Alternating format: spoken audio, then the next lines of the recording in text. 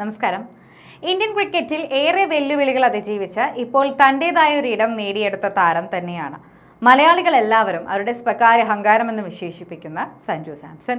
സഞ്ജുവിന് ഒരു ഇടം നേടണം, അദ്ദേഹത്തിന് കരിയറിൽ നല്ല സ്ഥാനം ലഭിക്കണം എന്നത് അദ്ദേഹത്തിന് മാത്രമല്ല അദ്ദേഹത്തിന്റെ ആരാധകർക്കും വളരെയധികം ആഗ്രഹമുള്ളൊരു കാര്യമാണ്.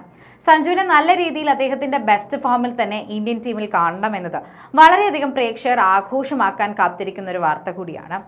അങ്ങനെ മലയാളികളുടെ സ്വകാര്യ അഹങ്കാരം സഞ്ജു നിൽക്കുകയാണ്. അന്താരാഷ്ട്ര കരിയർ അവസാനിച്ചെന്ന് പലതവണ കരുതിയ ഇടത്തു നിന്നും ഒരു ഫിനിക്സ് പക്ഷി എന്ന് ലിറ്ററലി പറയാൻ സാധിക്കുന്ന രീതിയിലേക്ക് ഉയർത്തെഴുന്നേറ്റ ഒരാൾ കൂടിയാണ് അദ്ദേഹം എന്ന് പറയാം. ഇപ്പോൾ ദേശീയ ഹീറോയായി മാറി. ICC T20 ലോകകപ്പിൽ ഈ വർഷം ഇന്ത്യ ചാമ്പ്യന്മാരായപ്പോൾ അതിനെ ചുക്കാൻ പിടിച്ചത് സഞ്ജു തന്നെയായിരുന്നു. വിമർശിക്കുകയും എഴുതിത്തള്ളുകയും പരിഹസിക്കുകയും എല്ലാം ചെയ്തവർക്ക് ഇതിനേക്കാൾ മികച്ചൊരു മറുപടിയും അദ്ദേഹത്തിന് നൽകാനായിരുന്നില്ല. പകരക്കാരനായി ബെഞ്ചിലിരുന്ന ശേഷം പ്ലെയർ ഓഫ് ദി ടൂർണമെന്റ് പുരസ്കാരവുമായിട്ടാണ് സഞ്ജു മാസ് കാണിച്ചത്. വ്യക്തിഗത നേട്ടങ്ങൾക്ക് ശ്രമിക്കാതെ എല്ലായ്പ്പോഴും ടീമിനായി കളിച്ചതുകൊണ്ട് മാത്രമാണ് അദ്ദേഹം ഇന്ന് മുൻപന്തിയിലെത്തിയത്. സാധാരണ താരങ്ങളെ നമുക്കറിയാം, ശരിക്കും പറഞ്ഞാൽ അവരുടെ മുന്നിൽ വലിയ റെക്കോർഡുകൾ ഉണ്ടെങ്കിൽ ടീമിന്റെ നല്ലതിന് വേണ്ടിയോ അല്ലെങ്കിൽ മറ്റുള്ളവരുടെ നല്ലതിന് വേണ്ടിയോ നിൽക്കാതെ അവരുടെ നേട്ടങ്ങൾക്ക് അവരുടെ റെക്കോർഡുകൾക്ക് വേണ്ടി മാത്രം കളിക്കുന്ന താരങ്ങൾ. അത്തരത്തിൽ സെൽഫിഷ് താരങ്ങൾക്കിടയിൽ സഞ്ജുവിന് നമ്മൾ എപ്പോഴും സല്യൂട്ട് കൊടുക്കേണ്ട കാര്യം അദ്ദേഹത്തിന്റെ ഈ മികവ് തന്നെയാണ്.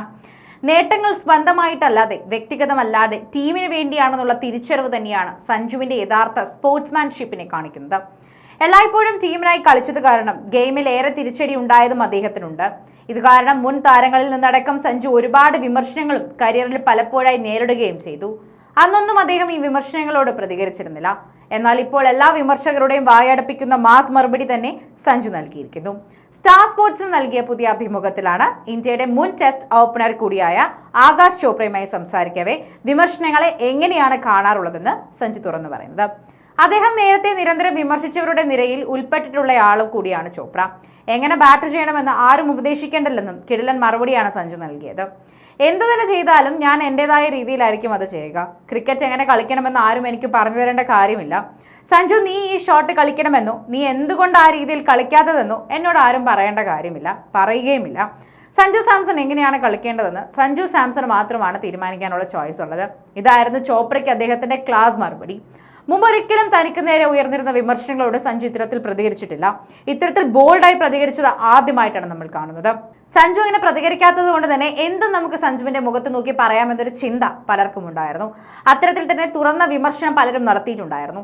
ഇത്തരത്തിൽ ആറ്റിറ്റ്യൂഡ് പ്രശ്നങ്ങൾ ഉള്ളവർ പോലും ഇപ്പോഴും ആ ടീമിൽ ഉണ്ടെങ്കിൽ തന്നെ അവരെ പോലും വിമർശിക്കാതെ സഞ്ജുവിനെ വിമർശിക്കുന്നത് സഞ്ജു ഒന്നും പറയില്ല, പുച്ഛിച്ചു മാത്രമേ കാണൂ അല്ലെങ്കിൽ ചിരിച്ചു മാത്രമേ കാണൂ എന്ന് കരുതിയിട്ടാണ്.